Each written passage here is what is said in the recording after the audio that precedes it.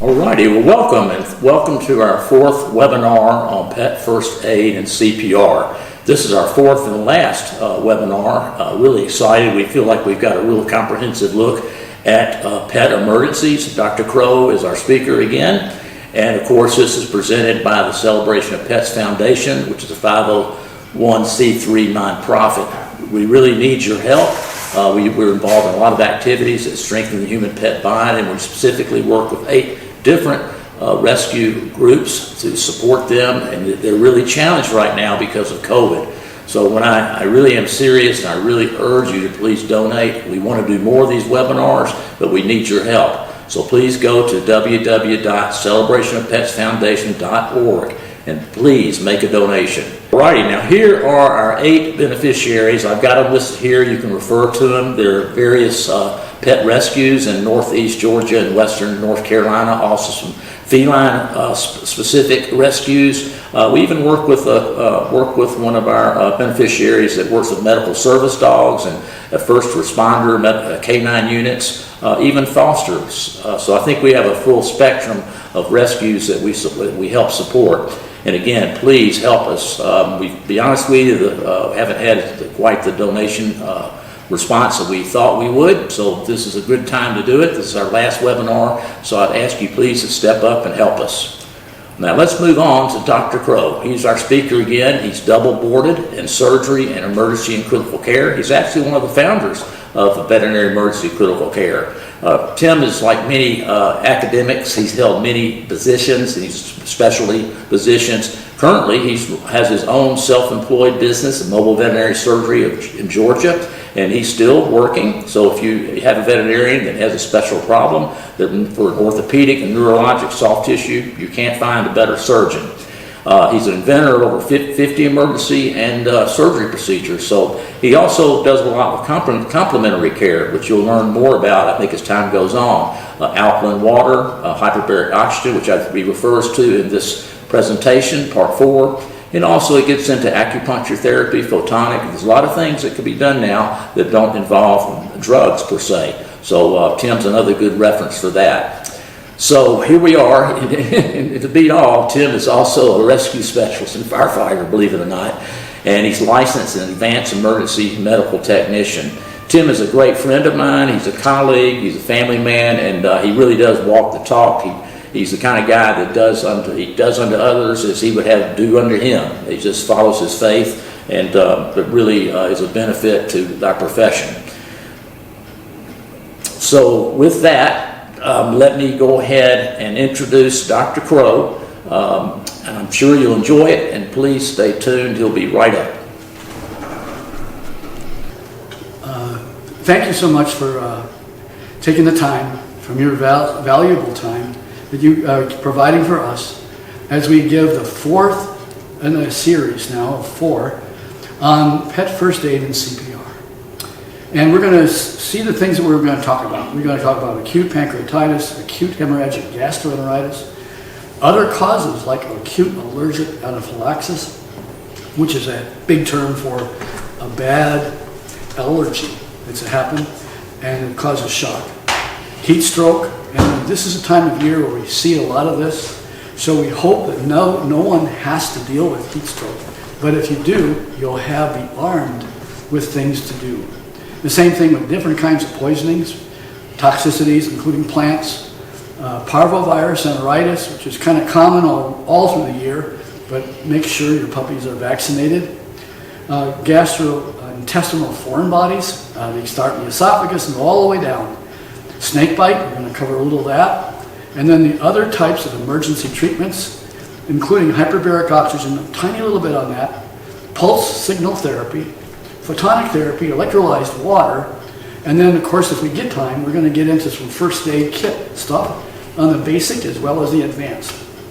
And I'd like to of course get a little bit of an advertisement here. Of course I have my little scruffy dog, and you can see that of course this is for the pet celebration for pets and the foundation, and of course he's got his own hat on right now, so he's good.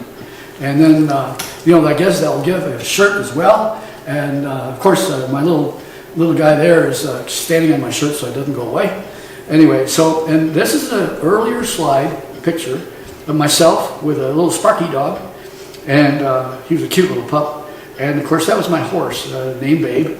And there's my Babe right there. That's my dear sweet wife, Deb. And we were living out in Nevada at the time, and I was working, training horses, and Babe was one of the horses I trained.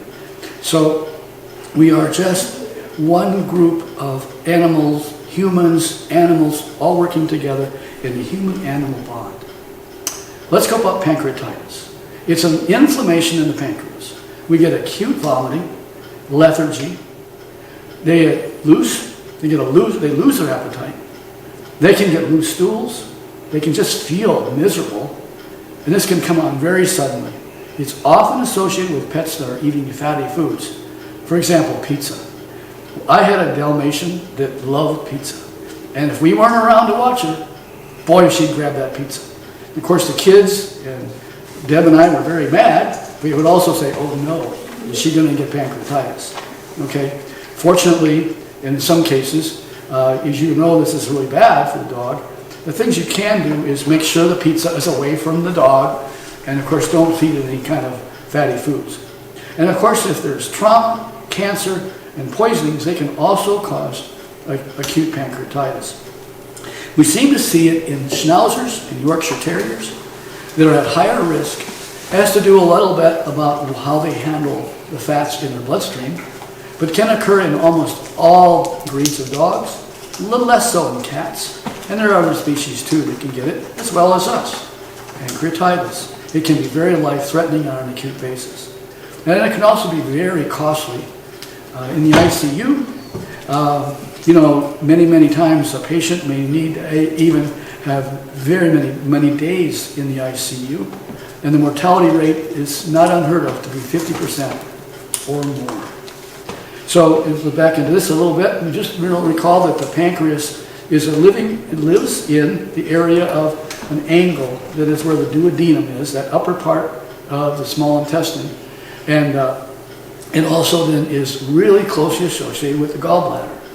So that when we get pancreatitis, we can also get issues with the liver because the bile backs up and into the liver, and we get a hepatitis, and we can also get a cholecystitis, gallbladder, and we can get choledochocystitis, which is the common bile duct getting involved, and we can even get erosions. That pancreas that you see as the picture to your right is a part of a dog's pancreas that we had removed because it was so severe. It literally eats up the organs around it. Because when the pancreas gets involved, the enzymes get activated. And as they get activated, then they start to nibble away because now they're active. They shouldn't be active until they get into the bowel. But this is a different story. And then they start to actually act on digesting the fats in and around the pancreas. So that lobular organ there should be nice and white and none of that red stuff there, none of that inflammation, and it's even going into the liver or into the fat around the pancreas.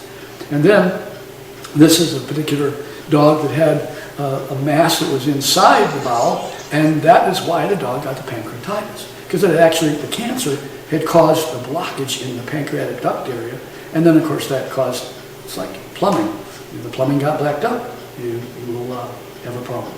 And so let's look at obesity. I mean, that is one of the culprits of fat being not utilized properly, and we can have many dogs that can get fat. So they can sneak up on you, and our dog, and our cat, and our horse, and a pig, a chicken, anything. So you just have to be careful about what we're eating, try to stay active and healthy, and only eat what you need. And the weight of the dog, think about this. If you have a dog that's now a year of age, make sure you keep an eye on that dog at a year. Now there are dogs that are obese at a year, but gradually it just kind of sneaks up on you. So usually the year is a good thing to look at. Ideal body weight is usually that year. So look back, see what the dog weighed, for example, at a year or even 6 months, and see where he is. And you should always able to feel, of course, the fat. It should be not being able to feel fat, You should have ribs that you can feel. Watch the young dogs. Make sure that they are also not on a puppy diet. We see so many dogs, I can see as an orthopedic surgeon, I see so many puppies grow so fast because they're put on, I'll call it a high performance sort of diet for growth, and they need to grow slower so that their bones and their cartilage will pretty much keep up with their body itself. And of course then they'll be stronger, bones and cartilage, and they won't get into problems with certain diseases. Palpate the ribs easily. You should see that. So start palpating them when they're younger. Just palpate. And if they can feel the ribs, great. If you can't feel the ribs, then you can talk with your veterinarian and get a good program to go. But I bring it up as a first aid maneuver because truly it can really sneak up on you, and it's then it can be life-threatening. You should have no padding that you can feel, no rolls, okay? The lack of exercise is the most common thing that we see associated with it. And then often they're early neutered or they're spayed early, and that slows down their metabolic rate. Some people will say between 5 and even 10% of their metabolic rate can be slowed down by removing, of course, their ovaries or their testicles, because it does decrease their metabolic rate. So that can also make them an easy keeper. If they're a spayed dog, for example, then they don't need as much. And with obesity comes more inflammation, more cancer, more disease, including joint disease, pancreatitis that we just talked about. And so trying to keep the inflammation down by keeping the patients thin is the best way to also prevent things like cancer and other diseases. And then, of course, we see this with the older dogs especially, but even cats.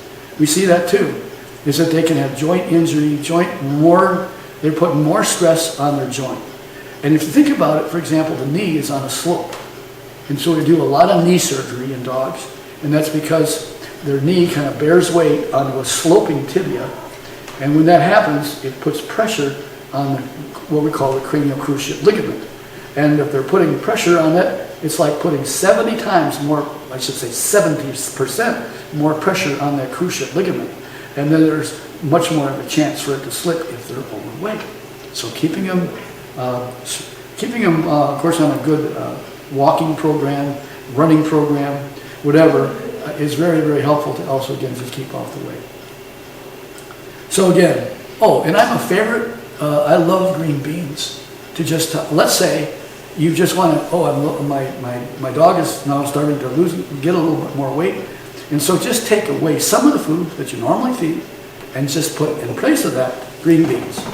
Now this can be canned green beans, some like the French cut, I don't know. But anyway, some dogs they will gobble up the green beans, and I've had owners tell me that they actually sometimes love the green beans more than they like their food. There's other things too, like canned pumpkin. Talk to your vet, get a good program going. And then of course our special weight reduction programs as well. I can tell you one step that happened to me. I had a dog that was a 45-pound Cocker Spaniel. It was a little guy, and he should only weigh about 25 pounds. So he was only 45 pounds, needed to lose 20 pounds. The owner had tried and tried with these big eyes, it was really hard. So the only way, and the dog blew out both cruciates. So the dog was really lame, totally lame. So we said the best way to take care of this dog is to have the surgery. He said, I really can't afford that. I says, you're not ready yet either. Let's put the dog in the hospital then, and let's start us feeding him, and we'll take care of him, and we'll give him all the love he needs, but he won't be staring at us with the brown eyes. So we kept him in the hospital, of course, give him a little bit of exercise and all that. We put him on a good vitamin program, and we cut his weight really way down, his food way down, and kept him on the green beans. 1 month later, he had lost most of all that weight. Now that took a lot to watch carefully so they didn't get into other problems with metabolic diseases, but he went home walking well on both legs that had now lost over 50% of his body weight. Now he's a different dog. He looked different. The guy said, is that my dog?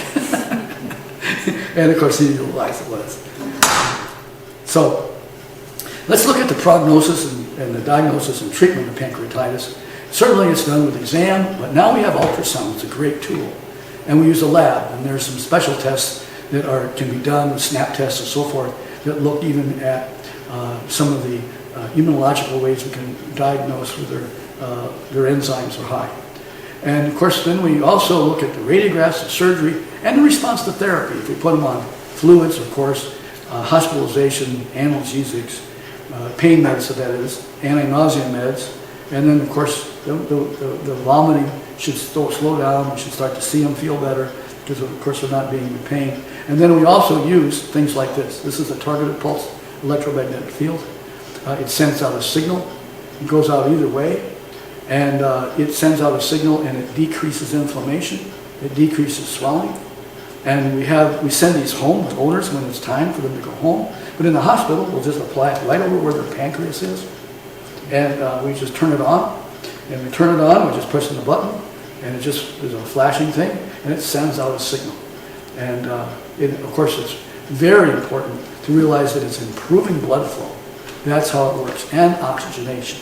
So, of course, it does some really good things for other kinds of diseases and inflammations, but we're talking about pancreas for now. So bottom line, keep the obesity from happening if possible, and seek medical attention if you see any of these clinical signs that we just talked about. And maybe you will get one of these. They're about $300, and they last about 150 times, but they're certainly very, very good. My own grandson had a stroke when he was just 2 days old. And the medical docs didn't really know much about these yet. But as soon as he got out of the NICU, which was 5 days old, he had a big stroke, and he put this on his head. And I'm pleased to tell you that he's 11 years old today, plays ball really good, but it's a great, great tool. And bring it up with your veterinarian if they're not sure about it. Okay. Really, really important. So enteral feeding is another one. We came up with this some 20-some years ago. And enteral feeding, what that does, it's a trickle feed. So we put maybe it's orally, a little bit, or we do it nasogastrically with a tube in the nose, or nasoesophageally, where the tube goes from the nose down into the esophagus. We sedate them. We give a little lidocaine, local block, if you will, in their nose, and then put the tube down. And then we can also aspirate any air that may be in if it's a nasogastric tube. And by doing the trickle feeding, what we do is we see right on the, I don't know how this is all being done, but you can see right up here is a piece of small intestine, and that is the mucosa of that intestine. And we know that the mucosa of the intestine is one of the highest metabolic areas in the body, of course, short of the brain. So you know that your gut and like your brain, they're very much very metabolically very active. And we know that just a few days of not eating in a patient, for example, with gastrointestinal diseases like pancreatitis, will also set them back, because at the lower ends of the crypts is where some bacteria may be. And if it gets wore enough, the crypts are where we get generation of these new cells. And if we can't keep up, then the top of the villi start to slough off, and then we get translocation, it's called, of gastrointestinal bacteria that are in the lumen, and now because we've lost the tips of the villi, they now go into the bloodstream. And that includes the toxins from the bacteria. And so we get an endotoxic shock, we get a bacterial translocation, and so we must support the GI bacteria as well, the good guys. And that's what we call that microbiome. And we know to this day that the more we keep a healthy microbiome in our pet's intestine, as well as our own, that we all have a better chance of having less inflammation. And so that means a probiotic is a really good thing to have for these dogs as well. And of course, they're not eating, they get trickle fed. And we don't rush them, but we do know that they have a better chance of survival. The clock is ticking. And remember that if you have an animal that is not eating for, let's say, 1, 2, or 3 days, that you're putting a lot of stress on their metabolic energy levels, their heart muscle, their regular muscle, everything starts to suffer from not having a chance to eat, but especially the gut. Really important. So we also know the immune system in general needs energy. And so by feeding them early with pancreatitis, and you'll say, well, how can I do this if I'm way out in Timbuktu, Wyoming, and my dog's got pancreatitis, or I think it has? Start trickle feeding in little small amounts, tiny bits, whatever you have available, including you can take, we're not really saying that use milk or things like that. We're saying more like using diets that are actually made, a liquid diet that's made. Now, if you don't have that opportunity to know that there's something that's going on with your dog and you are way away from let's say, veterinarians that can help you, then you just have to do the very best you can. And that would be water and a little bit of glucose, sugar water if you need, for the energy, and a little bit of protein. Maybe you have to crush it up, something like a plant protein or a fish that maybe you're fishing somewhere. I come up with all this stuff because I'm involved also with we call disaster medicine, or disaster medicine that's also when if something really goes on in the world or in the U.S. or anything anywhere, you've got to be able to then have an idea of what you can do. I mean, these are just things that you can do. So also when you're not being fed, you get more abnormal GI hypomotility. In other words, the gut doesn't work. It just sits there. And so what happens to the bacteria? They start multiplying in the gut, and you're not moving them along. And that also can lead to the gut getting bacteria going back up into the common bile duct and getting a sort of a bile attack, if you will, the gallbladder, a bile duct, they get obstructed, and you get acute malnutrition. Again, the same thing goes what we talked about. And when we do feed them, we induce endorphins. It's one of the best ways to treat pain. If you have an animal that you can't get to the vet, just trickle feed, because it's going to help them with their pain. Amazingly decrease their pain. So don't forget, when you get pancreas, you also get involvement with the gallbladder, and of course the duodenum. And we've even had holes get punched right in the duodenum from essentially a combination of the inflammation and then the bacteria that are working together in not a nice way.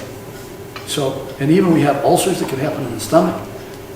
We've opened up some of these animals in which they got a large ulcer, usually in this location right about here, where the angle of the stomach meets the duodenum. And of course, it gets eroded. We've had erosions occur right here. And of course, then if it perforates, then we get all these bacteria going all over in the intestine, or all over in the peritoneum, called peritonitis. Okay. So just to show, here's one of my old patients. Fortunately, this dog did do well, but he was very sick at the time. He's got a nasal oxygen tube in for oxygen, and he's got a nasal gastric tube in to feed him, and he's getting trickle fed. And then we also came up with esophagostomy feeding. Believe it or not, we first published it, believe it or not, 21 years ago. And so this is just a diagram of the dog that has an esophagostomy tube in. And here's a cat down here that's being fed through the tube that's entering through the skin and goes into the esophagus and down into his esophagus. So veterinarians have learned how to do this now. I'm not the only one. We've taught a lot of people throughout the world how to put these in. And then what happens when you start feeding, look what happens. They start getting comfortable. The endorphins that we release, they start to feel better. Because you're literally cooling down the inflammation by doing the trickle feeding. So, and then of course, we have another fancy thing we call hyperbaric oxygen therapy. And we've already talked about electromagnetic field therapy. Both of those increase oxygen into the tissues. And if you have the ability to find a hyperbaric chamber in one of the practices, like we have one at Lake Chatuge, it's very important that if you do have some patients like that pancreatitis. In fact, the very first time that we had a chamber here at Lake Chatuge Animal Hospital was a dog with pancreatitis. And then this is another hospital, and this is up in Tennessee, it's a very good thing to consider. And so here we are, hyperbaric chamber at Lake Chatuge. We had it And I'll share with pictures later. Anyway, here's another hyperbaric therapy treatment that another man did. This is Dr. Ron Lyman. He's in Florida. This is an example of a dog who was treated 14 days with standard intensive care therapy prior to the referral to his hospital where he has a hyperbaric chamber. The canine was treated with pancreatitis, again, for 14 days with fairly sophisticated treatments. You know, the intensive care, critical lists. He was referred for hyperbarics because they were beside themselves. So the support was continued. Dr. Lyman did that. He's a board certified internal medicine doc, and he has a chamber. And he did radiographs that correlated with the clinical signs, and the patient was discharged 5 days later, and you could see a difference in the dog within just the first treatment. And that was about an hour and a half of treatment, and the dog made a significant difference. The pain was drastically decreased. Okay, so I'm here to tell you that right now, myself, I think we have a kitty that wants to be also part of the program here. I myself had hyperbaric oxygen, and I had really severe pancreatitis, trauma-related trauma, and then of course I had wound infections. And so I'm here today to say that I'm able to say that I'm looking forward to heaven, of course. And I'm an old working cowboy, so I've had a lot of injuries, and I had one that was in my pancreas area. So let's look at some other acute things. Here's acute bacterial hemorrhagic gastroenteritis. Rapid onset of foul-smelling diarrhea. It was caused by, and it is caused usually by a pathogenic organism called E. coli, or a gram-negative, other gram-negative organism, a kind of bacteria, or a Clostridium. You've probably heard of Clostridial perfringens. You know, and this one here gets in the gut, and of course it causes toxins to be produced, and you get severe systemic signs, septic shock, and it can go quite rapidly. And so they can be from being fairly normal, and then within hours, be starting in trouble. And one of the things we see as a culprit with that is often they get into things in the, like some old food that's out where the dog's been sniffing around and finds some old food that's kind of like got the bacteria in it, all ready to go and right for him to get that bacterial infection. This dog, for example, was laying in her diarrhea and causing this serious deep dermatitis, dark red deep, and it was negative infested. It took only 24 hours. This was this early summer this happened in this dog. So if you see these key issues, rapid recognition is your job, and your rapid treatment is going to be really important. And if you can't get to the veterinarian right away, well, first, there's a bunch of things you can do. Anticipate the dehydration. Anticipate bacterial sepsis. Again, seek the medical attention as soon as you can. If you cannot, consider doing the following. 1, assume it's an infection and take personal health precautions. This is a bacterial and toxins that can also affect you. And so wash your hands, wear gloves, protect your eyes, protect young children, for example, other animals, older individuals, anybody who's immune compromised. Isolate the patient. Keep them away from everybody else. Because this is bad. You can see that. You can imagine the toxins that are being absorbed into that skin of that dog.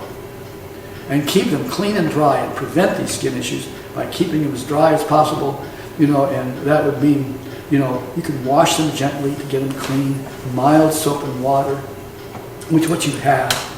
And you don't want to apply alcohol or anything bad like that, but if you have got a soap, it's an antibacterial soap, and gently apply, and then dry well, irrigate and dry well. Saline, for example, would be good, or an eye wash if you have it available. It's in one of the kits that we always recommend is having a big bottle of eye wash, so that you can do that kind of work. Give no solid food in this case for 24 hours, because what's going to happen is you're going to feed those bacteria that are very toxic. So in this case, you'll back off. Again, it's a little different story, but providing, of course, them water and electrolyte solutions. You can think about some of the like Pedialyte and other things. If you go to a farm store, a seed store somewhere where they've got pet electrolyte solutions, that's even ideal. But if you don't, you can actually, use a little bit of honey, warm it up, and treat their low glucose. Just think, if you have a way to, now I have, as a medic, of course we monitor blood glucose very carefully, but you don't necessarily have to do that. You just know the history. That dog or cat may have low glucoses, especially if they're very, very lethargic. So it's good to be able to give them just some pure stuff. It's not going to be overwhelming to the bacteria. If they're very weak, go ahead. Give them the idea that they may have low glucose and give them some honey or kale syrup. Or if you have, a glucose solution, you can buy what's called Glucose 15. It's for diabetics. You can get it at your pharmacies. And then that's just glucose, and it has 15 grams of glucose in a little tube, and you mix it with the water. And you can even use it if they're not swallowing very well. You can just put it in their mouth, and the glucose will be absorbed into their mucous membranes because it's a small, molecular structure compared to regular sugar. So Pedialyte's, again, a classic example of what you may want to use. It's not a bad idea to have some of this available. If you're going camping, you want to kind of consider things that if you're going out somewhere, out in, I'll call it sticks, somewhere where there isn't any health care available, that's not bad for yourself either. If you start showing signs, the Pedialyte to keep you hydrated, of course, and the sugar like we talked about, the glucose, to keep you in your energy level up. Okay, ensure all the bedding is clean and dry. You might use subcutaneous fluids. You might work with your veterinarian to learn how to do this someday when you're thinking, I'm going to have to be out, I'm going to be doing some almost like medical missionary work, and I'm going to be out here with my other friends, and we're going to be doing a four-wheeler kind of thing, and we're going to be out. So can I just put a kit together and have them help you? And you might have some fluids that you could give that are sterile that go under the skin, and that's called subcutaneous fluids. And especially then if there's a real long medical delay. Warm the fluids, if you then have to do that. If you can, warm it. And then, of course, we usually get about 10 to 15 milliliters per pound of body weight, using an IV set that you got to drip it in an 18 gauge needle or even lower, smaller than that. And then kind of push it under the skin. So we're going to take a little scruffy here and kind of show is that we lift the skin up like this, and we put the needle in. And once it's in, then of course you can kind of let Scruffy go, but hold on so that he's not going to go wandering all over the place. And then you got your IV bag, and you're going to drip the fluid in. And of course it's going to be like a saddle bag here, a little camel hump that'll happen here.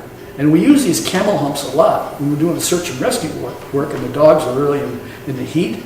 We'll go ahead and automatically give them a camel bag before they even go out to do the search and rescue. For the last tornado we had in North Georgia, I was on a search and rescue team where every time it was over like 90 plus degrees, and our dogs, if they get overheated, and of course they can't smell very well, they're dehydrated, and then it can get in real trouble with hyperthermia, so we always would use these camel backs. And you can see a little camel going down, down, down, down, and then of course we have to give them some more camel. Yes, if they're drinking, that's fine, but sometimes, they got to continue to working for people, looking for things. So that's an IV fluid bag that can, of course, commonly then be packed up, it's got a little thing that you just open up and move, and we'll just do that. And then these are the Apaxial. This is like an IV in a cat. We just lift up the skin, and then we take, of course, the needle off. We cap off the needle, and we have the fluids all ready to go. And here's one of these bags that, again, they've got caps on them, and the veterinarian will show you how to do this. And then here's an IV administration set, which will have a sterile cap over this, as well as a cap over this. And so here's now this cat that's getting subcutaneous fluids, as you can see. And, they're about ready to start this on this one particular dog. And here's some really good places to go. On the other side or this side for the fluid sacks, you could solve. And we could put a camel back here, And we could put a Camelback there. So other causes that may mimic acute hemorrhagic gastroenteritis. Allergic reactions. They're the most rapid cause of diarrhea and only takes minutes. And others take a little more time. But this one, for example, can occur really rapidly, as well as hyperthermia. So acute heat stroke can also be the second most rapid cause of the thing. And you may have a hard time just telling which one you got here. And of course, veterinarians have trouble sometimes too. I was in the practice, one of the practices I commonly go to, and this dog came in, collapsed just about where he got to the front door. And he brought to the back, and he has this bloody stuff coming out the anal area. And so we take his temp. That's a tip-off. Those that have an allergic response don't have a fever. They won't have a fever. However, the hyperthermics come in with fevers, unless the owner says, well, I just treated them, for hyperthermia because I took his temperature and it was real hot, or he was really hot and we were running too much and we know we overdid it. So heat stroke, second most common. Now, what can cause, other things can cause it is intestinal foreign bodies, intussusception, where the intestine runs inside of itself. Parvovirus enteritis can be rapid too. Organophosphate poisoning, carbamate poisoning. Some of these other things we'll talk about, but these take a little bit more time generally.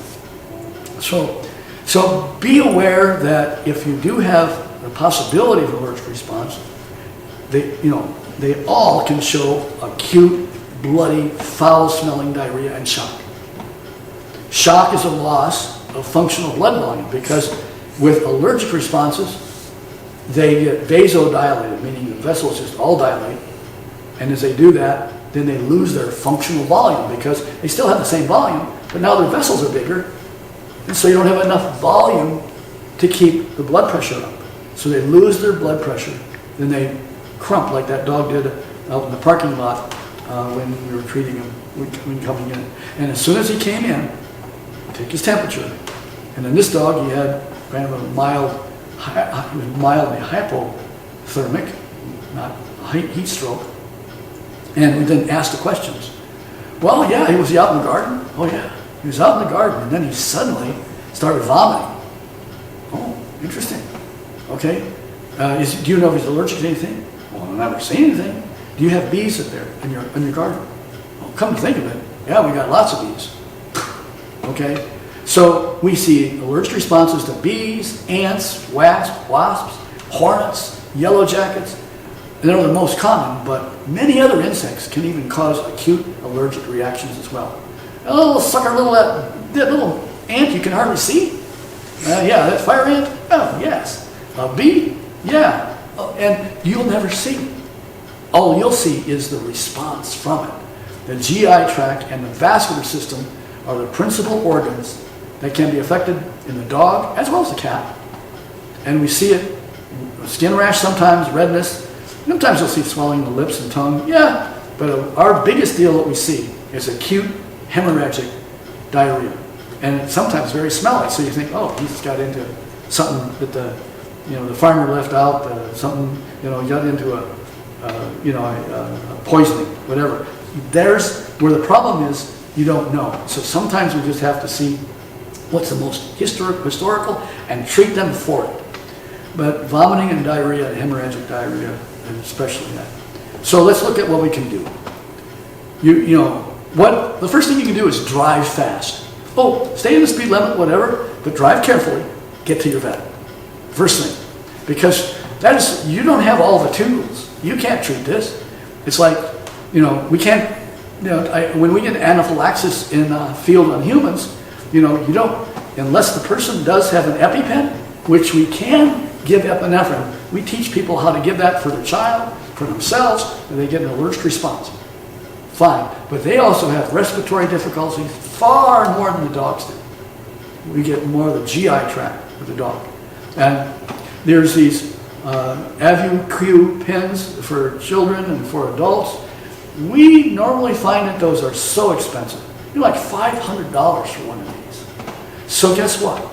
We take a good old bottle of epinephrine and we'll draw up like 0.1 mil per 10 pounds of body weight and put it, in a syringe to give to the owner if they're going on a trip or wherever, and have this available and keep it capped, of course, and out of sunlight.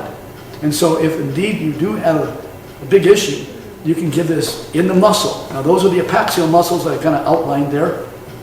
These slides were provided by Dr. DeLee Palmer. He and I worked together a lot on, especially the military dogs and the police dogs, who also get into situations, or the search and rescue dogs. We always carry that epinephrine with us. The subcutaneous route we already talked about where that is, but the apaxial muscles are kind of like on either side, and they're along the spine, and you'll feel muscle.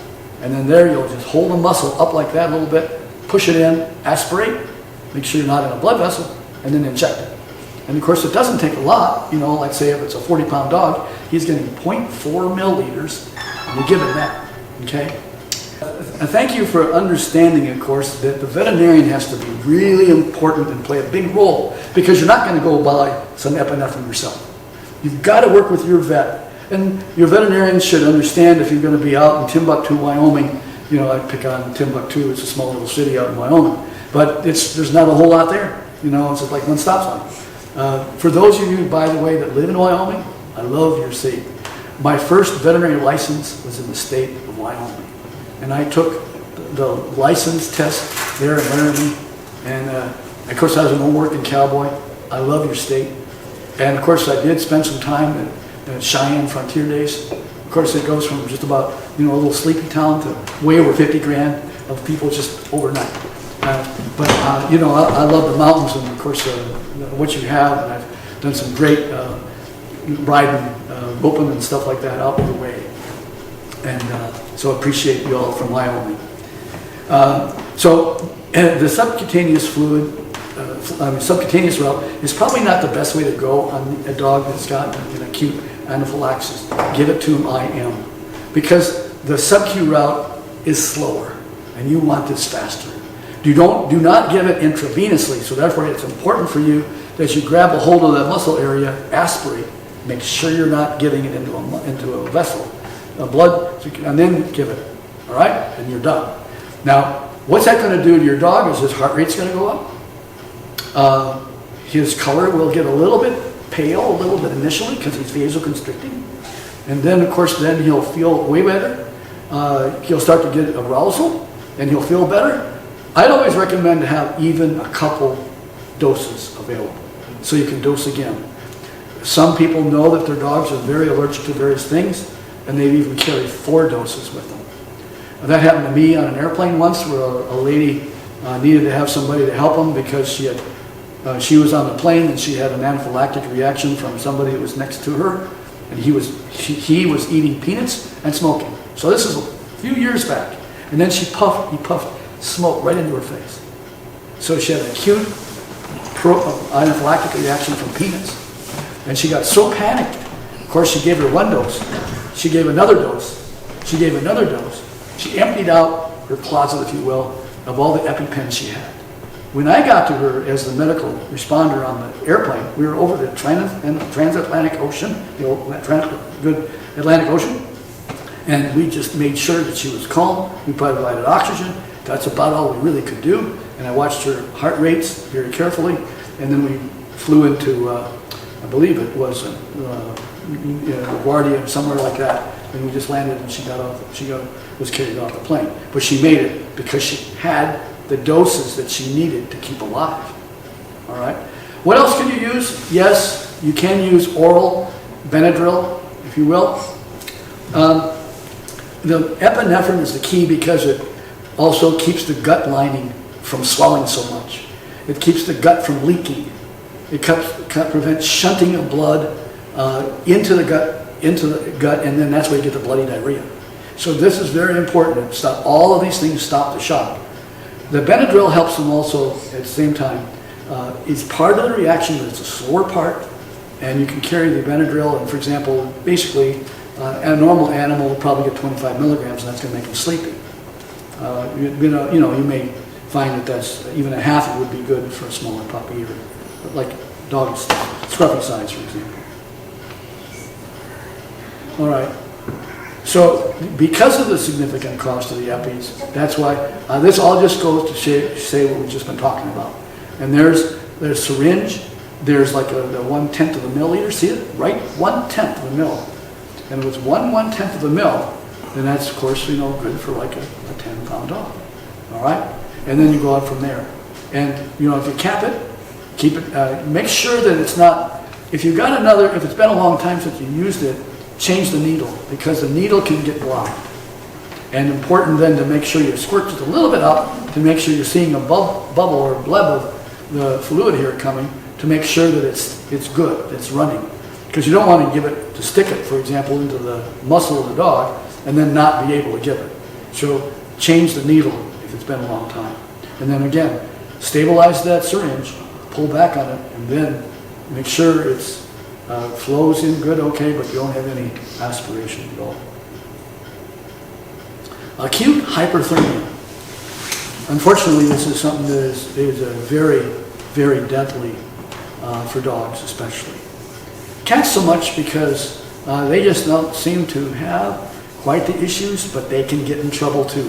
Put anybody into a hot car, and that hot car or trailer or truck, within 20 minutes, that car is over 110, now it's 115, now it's 120, and these are life-threatening. You can imagine the dog only can cool himself by panting, and cats too.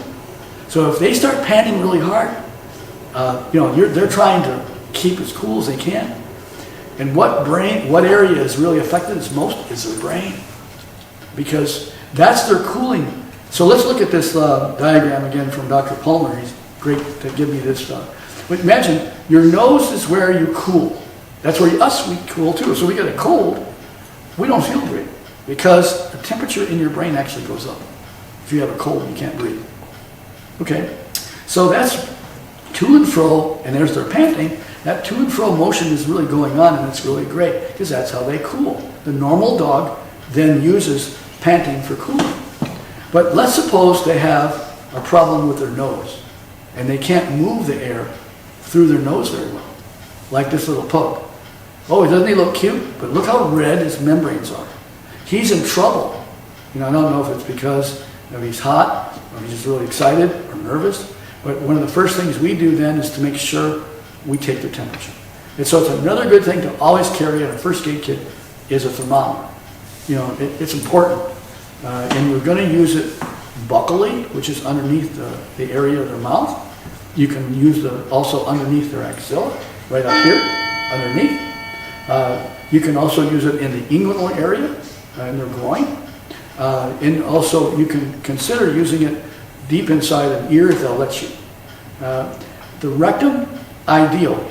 However, just recall that if they're really in heavy duty panting really hard, that you can actually cause them to have worse problems, because it can cause the vagus nerve to fire, and they can go spiraling downhill and have actually acute cardiac arrest from that. So when you're doing the thermometer with the rectum, just go really slow, go real gentle with it, go easy.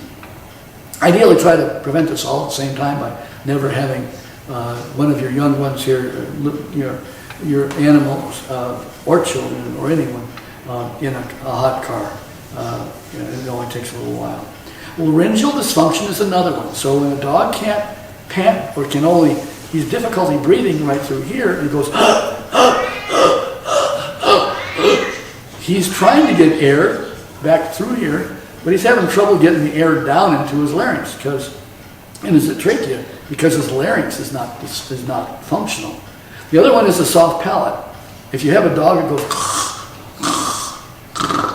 like snoring all the time, especially when they're sleeping and they're snoring, that's another issue with them, because they cannot move the air back and forth as well as they should. The circulation of air from their nose, mouth, and that is a big deal.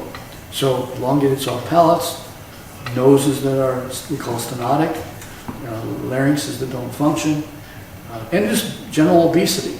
If they've got a lot of fat around this whole area, they're not going to be able to move as much air. And then even watching how tight the collar might be, these are little simple things. So the diagnosis is a history of exertion in a heat environment or in a hot environment or in a car for more than 10 minutes. Assume if they're panting really hard, they seem very warm to the touch, head, nose, inguinal, axillary, and they're collapsing now, that's a bad sign.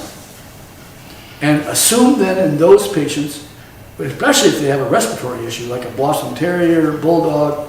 I mean, I love Bulldogs. I've got a lot of them in Georgia. They just have issues. So I treat a lot of dogs with Bulldogs and do surgery on them by removing their soft palate or opening up their stenotic nares. I love treating those dogs because I know it makes a big difference, especially when they're puppies and they're older, they don't have nearly the issues. Okay? Compromise, for example, Labradors. We see a lot of Labradors that have this laryngeal dysfunction. So if they're breathing hard and you hear all these increased in breathing sounds, don't let them, please, don't let them have any exertion in the heat. And certainly not having them in a car that for long periods of time. So they have an acute increase in body temperature that causes significant vascular effects, and then that causes other organs to damage, especially the brain. And it happens, their GI tract also gets really bloody, and they get a really bad bloody diarrhea. And the worse it is, the more leak of capillaries they have, and the more red cells that are coming out, the worse prognosis they have. So maybe, I don't know if you can hear that, but that's a dog that's got an elongated soft palate. So we're going to do it again. And just kind of watch. Here's the dog's tongue is pulled out. Here's his mouth. Here's the soft palate. And then, of course, this is his airway back here where his larynx is. And then listen. Okay, could you hear that? I'm not sure. Okay. Nope. He lost his hat, didn't he? Okay. The only true way to tell the degree of the body temperature of the dog is to actually measure it. Yeah, you can put your hand there. You can feel it. But do this temperature thing very gently, as we talked about. Okay, so go very slowly. If they're very slowly, if they're cold or weak or have a high temperature, you suspect that.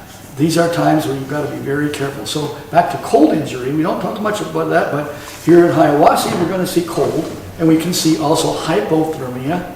Same thing. Their vagus nerve is going to be much more sensitive to having things go in the rectum. So we just very slowly and move them very slowly. That's what we'll say about the cold, is just move them slowly.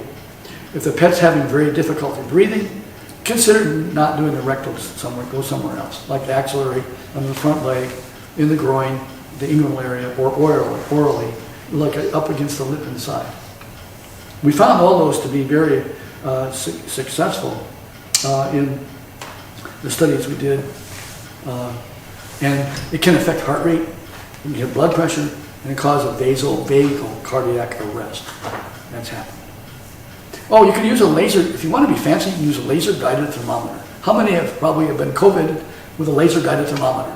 Probably all of us have now. Shoot, right into their forehead or somewhere. And of course, that's laser thermometry, and it's very cool.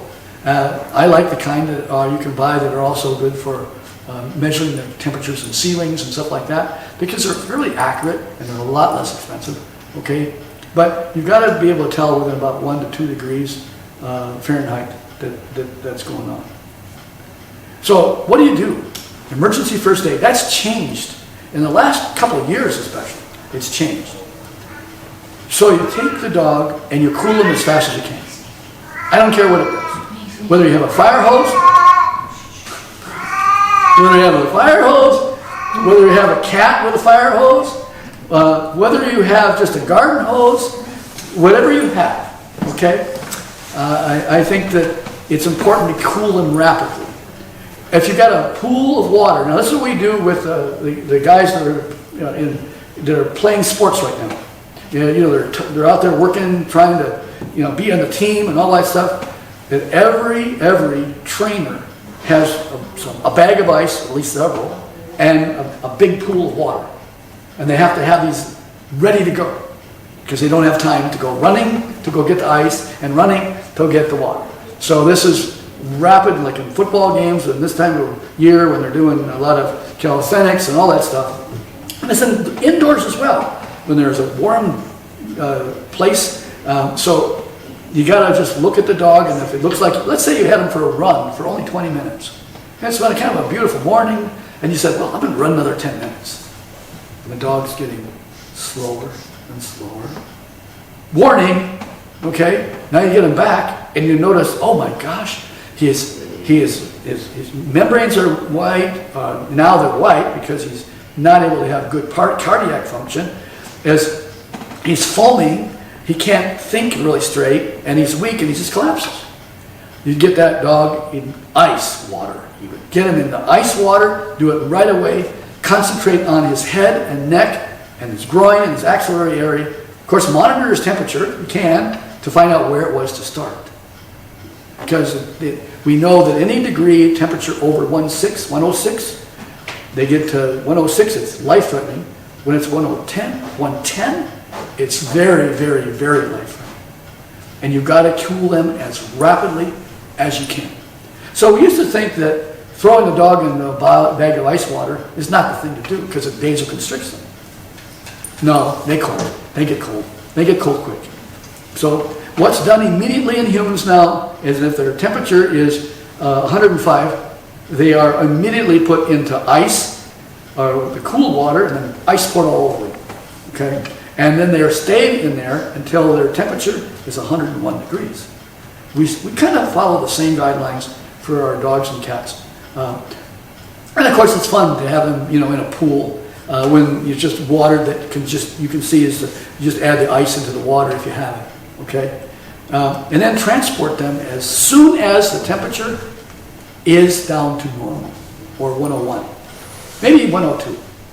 But do not stop with what you're doing and try transporting them earlier than that. We are, in EMS, Emergency Medical Services, we are not to move that patient into an ambulance until that kid, for example, has got his temperature from 106, for example, all the way down to 101. Then we can move him. That's the only time. That's a very important delayed treatment. Of course, delayed ambulance ride. You still got to get them cold first. Put ice on their head, ice on their neck, put whatever, and then monitor their temperature. So heat stroke, it's a prevention, obviously is better than the cure, by far. So cut long fur. Animals that have long fur in the summer, cut their fur. Avoid exercise, and get their airways fixed if they have to have an airway fixed.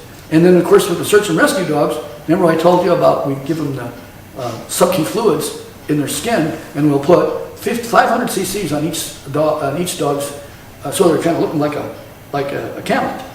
And then they'll go out and do the search, and then again, the handler of that search and rescue dog is watching very carefully for anything that looks like he may be getting overheated. Okay. So at the hospital, emergency treatment, of course, is IV fluids, most critical, continuing monitoring. This is a cut section within, blood vessels, a blood vessel, and here you can see, this is the lung, this is alveolar space, and you can see these activated cells. And they're very, very big active. These are big active white blood cells. And they're just going, and as they do that, they blow apart the capillaries.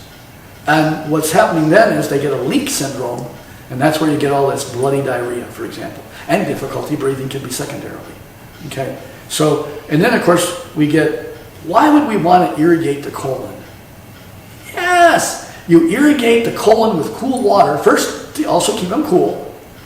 But it also then decreases the bacteria that are in the colon and the endotoxin, so they don't get absorbed as fast. I remember teaching this to one of my interns when we were out in Nevada, and we had one of these really bloody diarrheas, and I said, get your enema can out.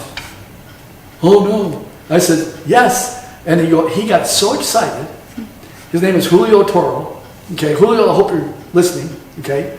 And I know you're on practice out there in like a suburb of northern Chicago. And Julio, you're so great, but you love doing all those enemas. I know you did. And they of course, were very foul smelling. And he said, the more I got all these cleaned out, the the better the dog's did. So it's a therapeutic, high enema with lots of fluid going in with a long tube and getting them rinsed out. Of course, we use hyperbaric therapy. We also use a loop around their face. This dog, by the way, was a snake bite dog who also was hyperthermic as well. So he didn't stop. He kept on going, and of course now he's absorbing the endotoxin, the toxin from the snake, and he's of course really having a little bit of trouble breathing. So we put the loop on his head to help vasodilate to decrease the swelling. Of course, he also had the antivenin before he even got this picture taken. And then here with a hyperbaric chamber, like the Lake Chateau, have that. And so acupuncture also, there's some really good things you can do with acupuncture. And the first one is right here, Governor Vessel 26. Governor Vessel 26, you push with your finger and push on it, and then it stimulates the cardiovascular system to get more in balance. We've had animals and humans in which that particular point has saved their life. Especially like a calf. Maybe you guys watch James Herriot, All Creatures Great and Small. It's a great series, the old one especially. And he was delivering a calf, and the calf hit the ground, and he wasn't breathing very good. So he went ahead and took some straw and put it right up in here and pushed hard. And of course, then the calf started breathing. So this is something to do to help stimulate the cardiovascular system, including the pulmonary system, to breathe good. You can do that. It only takes a few seconds to start, and then keep on doing it for about 15 seconds by rubbing. Or you could use the red light that we showed earlier. Or you could, again, use you can use some sharp needle or something like here. Even a pin, a ballpoint pin, could work right here as well. So let's talk about poisons now. We're kind of moving right along here. Poisons and the routes of toxin, the route of things. So poisons can go by any way. Oral, absorbed through the skin, absorbed through the respiratory tract. And for example, that's carbon monoxide, hydrogen cyanide, hydrogen sulfide, chlorine gas. All of those things can happen. You can have insect bites, of course, as well as snake bites. And so that's another way of getting a toxin into, especially a snake. And then from wounds, a bacterial toxin. You get enough wound, enough infection in that wound, that becomes systemic, meaning it's going to be going throughout the rest of the body. So let's look at the types. Well, there's chemicals, we have liquids or the powders. And we can have different kinds of powders, for example. We have insecticides and pesticides, which are great in Georgia because a lot of them, especially in South Georgia, where they have a lot of different plants that are grown, for example, peanuts. You can have aerosols, you can have gases, you can have pharmaceuticals. And for example, even an over-the-counter Tylenol to a cat, one Tylenol can kill a cat. So please don't ever try to think, oh, I'm just going to treat my cat because she's got a little fever. That can kill that cat. By the way, we know now that hyperbaric oxygen is a very, very good drug to use to treat Tylenol toxicity in cats. Probably the only one that I know of that's almost directly affects the degradation of the Tylenol. Other prescription things like you can make it recreational, LSD, cocaine, all those crazy ones, including fentanyl and carfentanil, which is very serious now these days. It's killing a lot of our children. It's killing even our pets because they get into a little bit, and carfentanil is, I believe, 50 times more powerful than fentanyl. And so it only takes even a little tiny bit. And we, the first responders, we're wearing gloves, we have goggles, we have protective eyewear on, all that stuff, and we even carry the Narcan, which is a reversal agent for ourselves, as well as our fellow officers, our fellow EMS professionals, as well as then to give it to someone who's overdosed on one of these. And it can be simple that they've gone to a party and some little 15-year-old boy was given some kind of medication to take and try, and then he dies right at that scene because it's so respiratory depressant. It happened to the animals as well. And the pharmaceuticals, like animal pharmaceuticals can be that. Some of these pharmaceuticals, they're meant to be eaten nicely. The dogs like them, but you give them too much, and of course they get toxic. Plants, flowers of different kinds, leaves, stems, all those things. Let's get an example, of course. Apple stems, leaves and seeds, and those have cyanide in them. They're cyanide. Of course, you'd have to chew the cyanide, or chew the leaves, or chew the stems, or chew the little seeds. But you got to chew a lot of it, fortunately.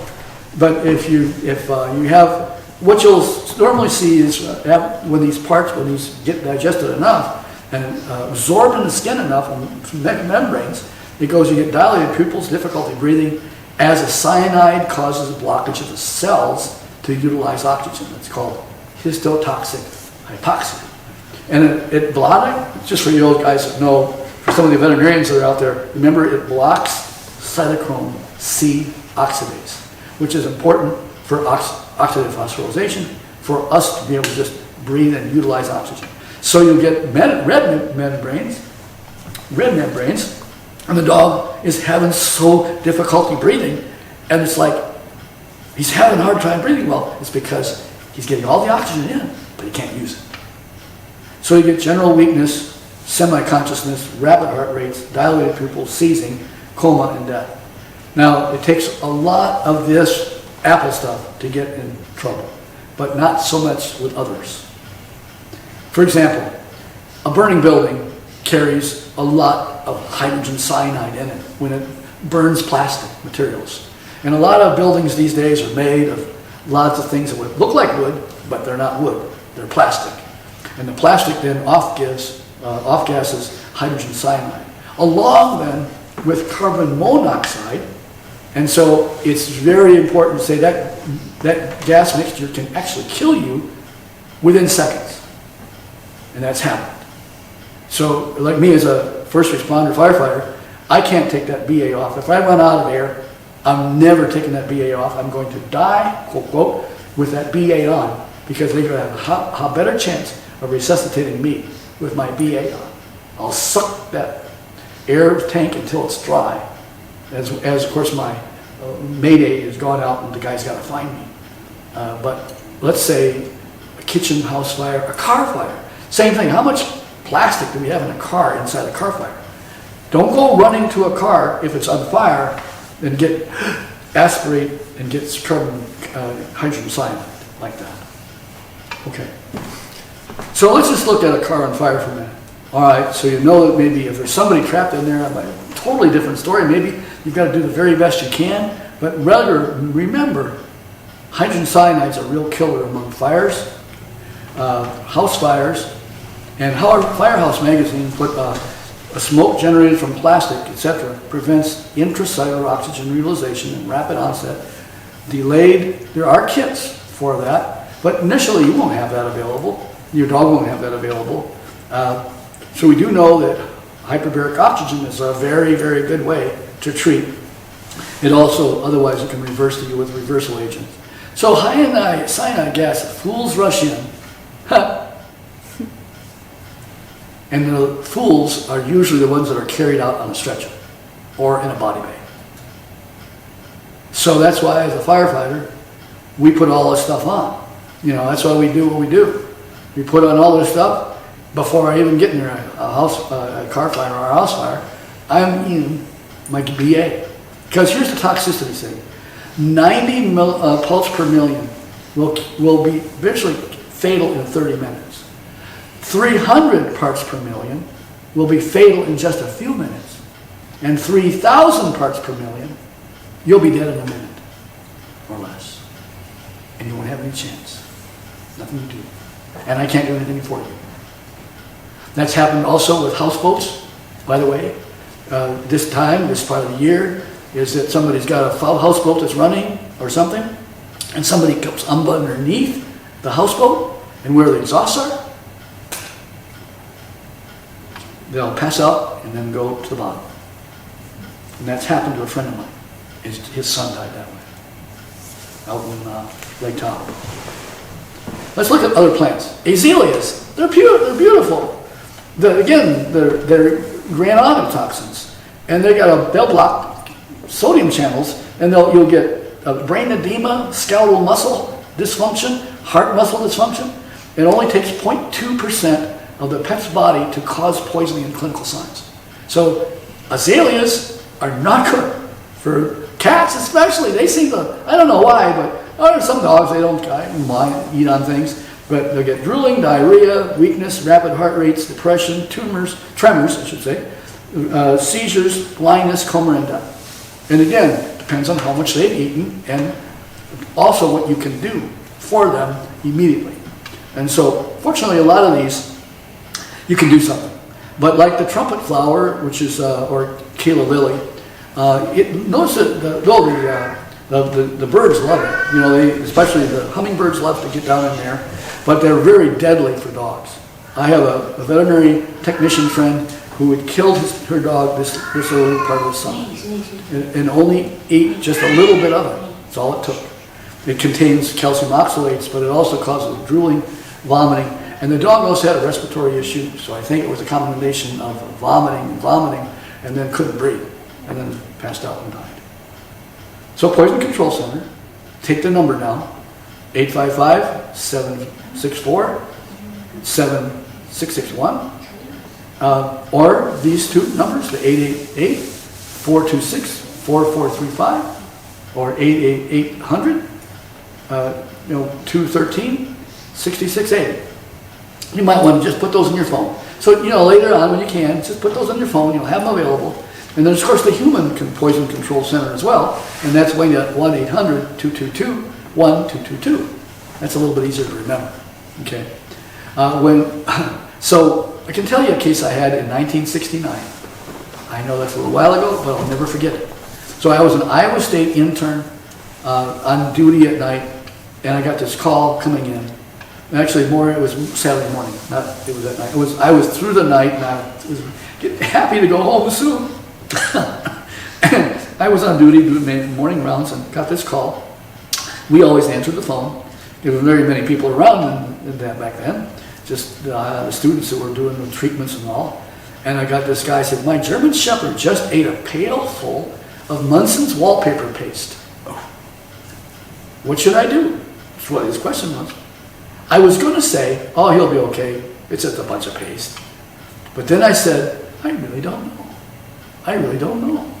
I called that time there wasn't an animal poison control. There was only the Poison Control Human Center. They looked it up for me. They said it has sodium fluoride in it. It can cause acute fluoride toxicity because it's used in killing rats. So that's why the fluoride is in the wallpaper paste. I didn't know. So induce vomiting and then give milk to tie up the fluoride to make calcium fluoride, so the dog should be fine. I never saw the owner. I just told him what to do. And I said, "I'm glad you called." They said, "We are glad you called." And I called back the owner immediately. As far as I know, the dog was fine. You think, what's that? So always think it's possible poison until proven otherwise. Okay, so when you do have something that says, okay, I don't have a caustic agent, and the dog is alert enough, remember that pet rabbits and rats and mice, they can't vomit. They don't vomit. So if you've got a gerbil, same thing. The only, because these are the rodent family, so you have to watch a little careful. Place a small amount of salt, shake it. I just shake it in their mouth. I take a salt shake and go shake, that's it. I got enough saliva. Now the salt activates catalase within their saliva. And then you give them a little hydrogen peroxide, just a teaspoon, roughly per 5 to 10 pounds of body weight, or even less. And it's nice to do it with an eyedropper to do it. And just lift open their buccal area, and you give it in the buccal place in a small amount of salt. And again, foams like crazy. Do not raise their head up. We have had animals die from inducing vomiting by this because they'll aspirate all this foam. Or they'll aspirate the hydrogen peroxide.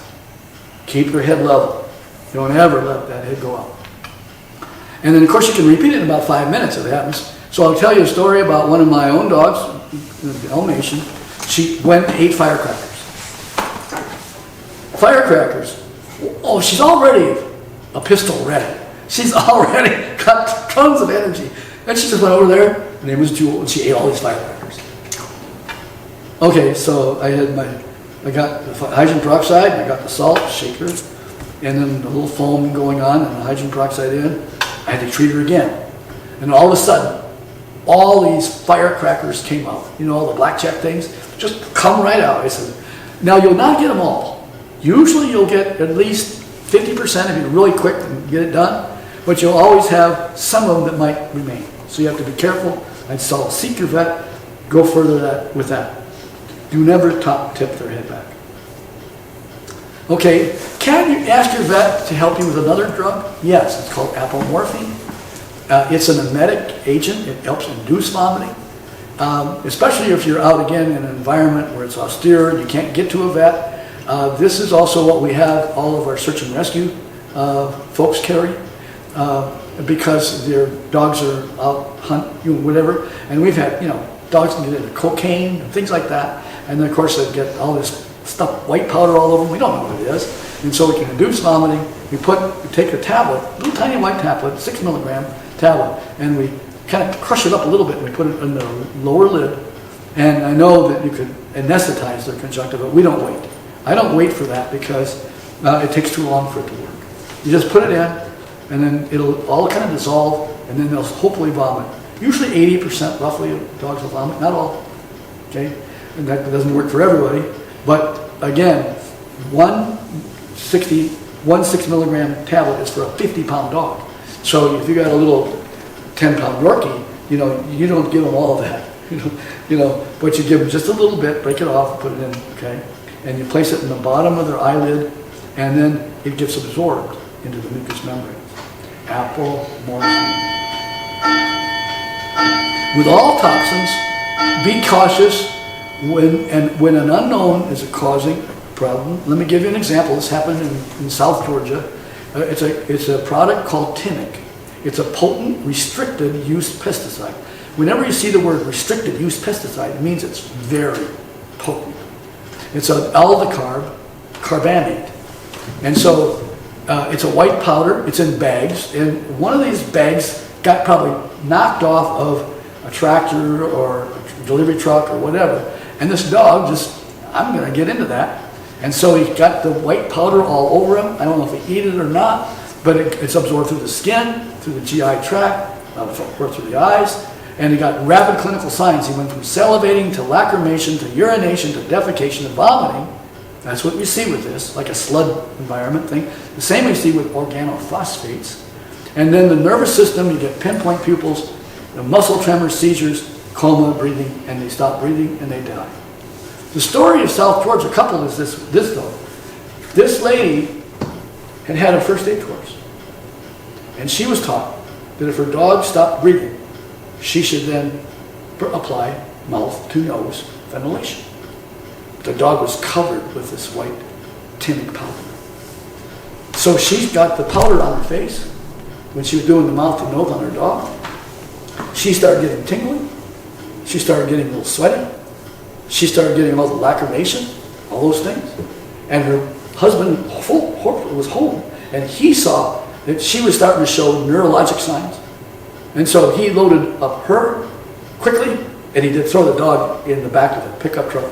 So he did that too. The dog is coming out cold, and the dog didn't survive, but she did. Okay. It's very important to understand that some of these then will go through your skin, including fentanyl and carfentanil.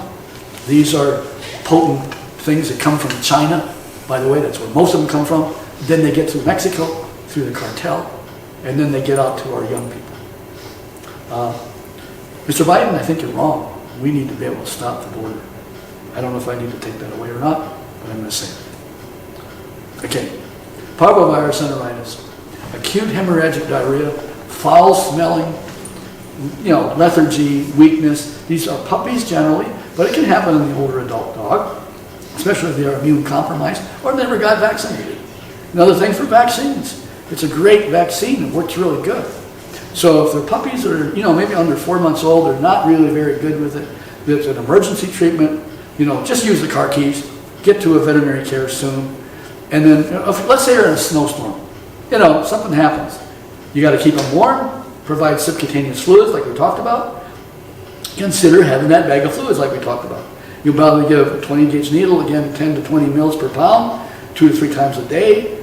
And use skin turgor, which is this right little test to help dehydrate they are. You'll squeeze up here and you should see it go back quickly. But if you hold up here and it slowly comes back, the skin kind of goes back to their body very slowly, and they're very, very lethargic, they're dehydrated. And then start to treat it. Because at 15% loss of fluids to a puppy can cause death, especially especially if they're toxic already. And then if they're in pretty good shape, they may have to lose a little bit more. But it's shock. And then, of course, oral electrolytes, wide variety. We talked about some of those. Liquid nutritional support, same things we talk about. Wash your hands thoroughly. And then maybe, consider, again, that enema we talked about. We talked about it. You might have to consider doing that if your puppy is in a snowstorm and you got all this. And then make sure you wash really well. Make sure you don't rub your eyes when you're done with all that. And of course, then there's a really great drug called Serenia. It helps with vomiting in these puppies. It's very good. But the cost of that little bottle, 20 milliliter bottle, is $500 now. And so that's important to understand, is prevention is so much better than treatment for everyone's concerned. So in hospital care, we just talked about the fluids. We otherwise are playing catch up with all the fluids that we need to give. We use antibiotics, we use antiemetics, we use a nasogastric tube, we decompress the stomach, and we do trickle feeding just like we talked about earlier. Out of the hospital, when they're severely dehydrated, again, you may have them do just oral electrolytes. That's all you have. Make your own. Get a little salt, a little bit of sugar, make your own so that you get some electrolyte, mostly sodium that they lose. They will also lose potassium as well. So if you have some of that artificial salt, it has potassium chloride, that can also be used too. So what about prevention? Well, let's talk about different things you can do. So here's one of my pet peeves. What's that dog in that truck doing? Standing out, looking around. So what happens if that truck has to swerve? Where's that dog going to go? What about the second dog there in that black pickup? Oh, he looks like he's not happy. But if that dog the guy has to stop quick, where's that dog going to go? Same thing. Or what about the dog that, you have a pickup and the dog is tied to your pickup and you forget that he's tied to the pickup and he drags along the road. And that's what's happened to this dog, dragging along the road. As a surgeon, I've had to treat many of these dogs, or these dogs, or these dogs. And my cats are telling me, yes, don't forget the cats. Yes, they can have problems too, all right? So you just make sure that if you're going to have a cat that's an outdoor cat, you don't trim their nails. Simple thing like that. They need to climb that tree. Okay? Long sticks. Another pet peeve of mine is having a dog with you throw a stick out and he goes and catches it. But what if it bounces into the soil first, he jumps onto the stick and the stick goes right on through his hard palate or even down into his neck. And I had one dog course into his thoracic inlet, and unfortunately even after 3 hours of surgery that dog died. Okay.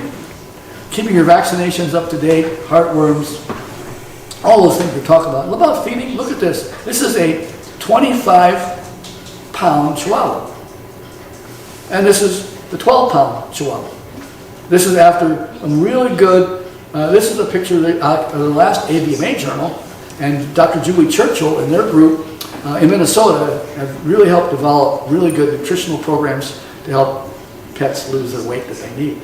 And 50% of the dogs are overweight. And guess how many people are? 50%. All right? So, and dogs without supervision, like this dog, what is that? That is a little buffalo toad.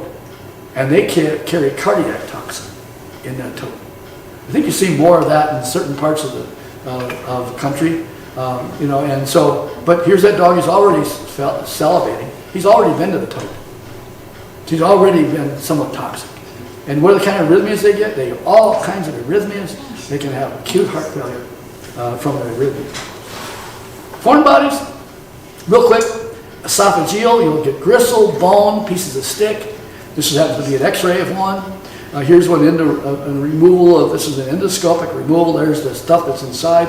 We got to get these out fast. These are, if you see a dog eat something and you don't know where it went, pay attention. Get into the see your doc right away. Don't wait. Don't let, it'll be all right. Have an x-ray taken. Here's a dog that had a fish hook. He swallowed a line, and there's a line hanging out. The worst thing to do is pull on that line. It'll set that fish hook. Sometimes I had one around the bronchus of a dog, and that dog died also in the operating room. I could not save his life. So if you have something like this, you're going to have some surgery, whether it be through an endoscope or through surgery with a thoracotomy. But a fish hook in the esophagus, do not pull on that string. Okay, what do you see? Well, signs of vomiting, maybe signs of salivation. You may not see much at all, but it seems like some of them don't seem to be able to breathe well, like this guy. He couldn't breathe good. And we went ahead and intubated him, and we didn't know what was wrong, but we didn't know. He was breathing. He came in with difficulty breathing. Had no idea that he had a foreign body. We put the endotracheal tube, started ventilating, then took an x-ray, found it to a foreign body. Oh. Well, fortunately, what we're able to do is push the foreign body, which it just had happened, down into his stomach. And of course, it's gristle and bone. He was able to digest it. All right? That was a little English bulldog puppy. He was cute. But he had pulmonary edema because they were all of that trouble breathing. So we can have stomachs, full of things like rocks, balls, and string, peach pits. Around here, that's common. Rags, of course, a lot of those. And so here's a spoon. Here's happened to be unidentified. I'm not sure what that was. And here's another, but it shows up, and this guy needs to be operated on. There's nothing you can do to get this out. This needs surgery. And if they have a little fluid in there, then it's nothing happened. It's already perforated. So you got to get it going on right away. So again, we take these x-rays and we find out some very interesting things sometimes. There's important. So cats that are playing with string, don't let them do that. All right? The string gets caught up in here, and then often the telescopes into the string, and that looks like this on an x-ray, and there it is on surgery. And here's one that was with a dog, and he swallowed a whole bunch of stuff that shouldn't have gotten into. But keep your laundry up. Keep your laundry up, because dogs like to chew things like that. So this is, again, perioperative, I should say, preventative stuff. So here we are. I'm operating this dog at 2 o'clock in the morning, right here. That's me in 1976, operating with a nurse and another nurse, and then we were doing the surgery, helping this dog get out from under. Here's a foreign body in surgery. Here's another one, that's radiographic beforehand. Here we are, pulling out a little peach pit. There's the peach pit. They block really well. And along the way the small bowel goes as it gets narrower and narrower and narrower. And you might see a little signs. Oh, then he does fine for a while. Then he gets more and more signs, like, I don't feel good. Then he vomits. Then he feels better for a while until it keeps going down and it gets smaller and smaller and smaller until finally, you end up having to certainly operate. And then I always recommend, of course, if it comes in the middle of the night, I'm operating that dog before morning. Snake bite, we talked about. Do not look for the snake. If you think your dog has sudden crying out and jumping out or shy, or they're pain, they're careful. They don't like you to palpate them. Do not do that. You might get bit. You might see a little blood-tinged fluid coming from somewhere on their leg or their mouth. The swelling may be large or small. Best for everyone to stay calm. Say, what's it going to cost me now, buddy? The antivenom is kind of expensive. And I'm not going to go look, but I know that these hills around Hiawassee have timber rattlers. And they are deadly. Now, some of them the more you tick them off, the more they're going to release their toxin. And we've had in California, we had neurotoxin as well. Can cats get it? Absolutely. Can a cat get bit? Absolutely. Now they're a little bit more gentle, but they go play around too. And it only takes a little rattlesnake this big to leach into them and say, you're not gonna. they don't know how to control their venom. As they get older, they will. But when they're little, they're just learning. And if you step on one, look out. That's why we should always walk carefully with our dogs where we're ever in, and walk solidly. They don't want to be caught. They'd rather not be. So stomp on your feet a little bit if you're thinking you're in a snake-infested area. Do that. Prevention. Okay, hyperbarics, yes, we use that a lot for wounds, bites, like spider bites, rattlesnake bites, all of the standard. We got a mild hyperbaric chamber here in Lake Chateau. Great for inflammation, cancer even. Go back to that. If you have a patient that's maybe you're trying to fight cancer, try to use hyperbarics. You got pain, swelling, maybe bite necrosis.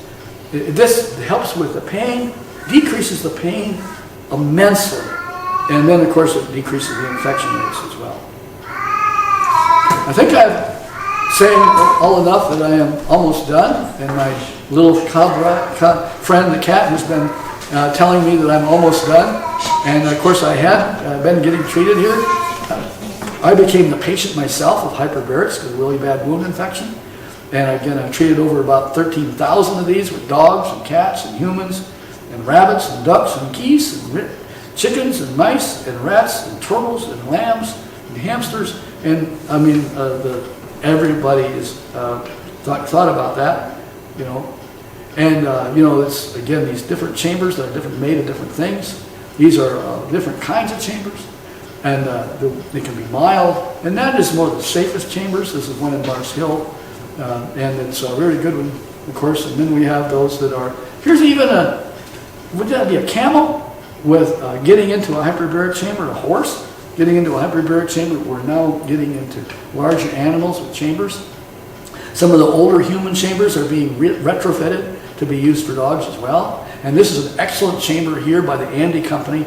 It uses, he generates these little oxygen generators. You don't, as you're in a hospital, you don't even need to have an oxygen tank. You'll generate the oxygen into a soft chamber, but it goes up to 2 atmospheres, which is very good. And then, of course, you put a mask on. Then you get some special effects, which is very good for head injury, spinal cord injury, stroke.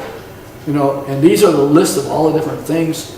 It's anything that's ischemic, anything that's infected, anything that is inflammatory. There's the animal that had severe cancer, and I just say that he had about 14 months later I saw him after he had malignant cancer in his spleen and, of course, his liver.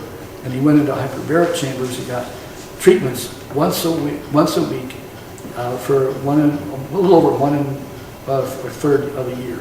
And he finally got the tumor coming back up into his heart, but it was in his spleen and his liver to start.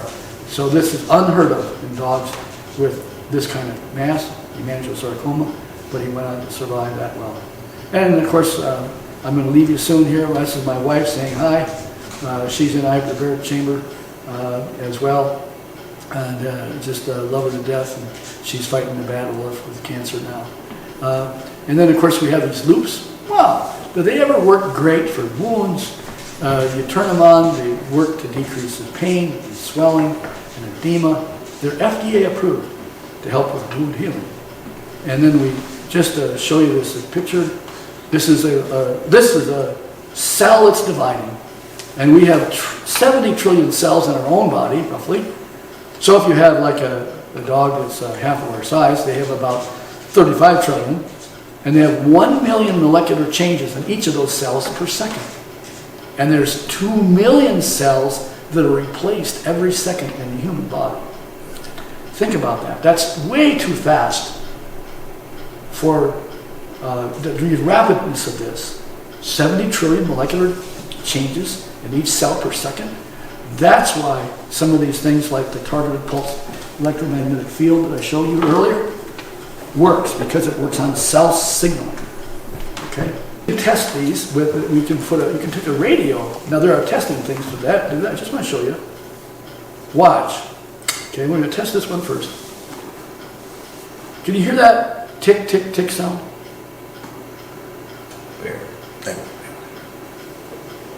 I'm not sure how to, wait, test this other one.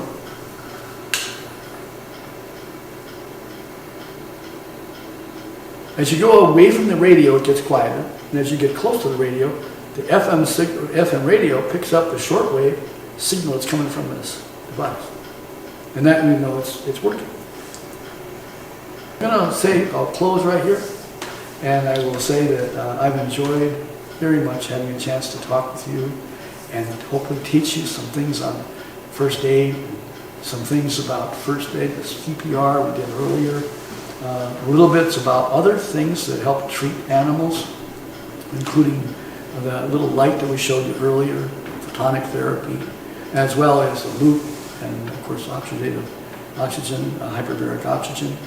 And I just feel that I have been very blessed to have a chance to talk with you. And if you have any questions, just please give me a holler. The best way to probably get a hold of me is either by email or by cell phone number 706-296-7020. And I want to thank my compadre Cat, who was helping me throughout this whole program. They was giving me an attaboy or telling me I've said enough, and cats are smart. Anyway, so I appreciate you very much. God bless you.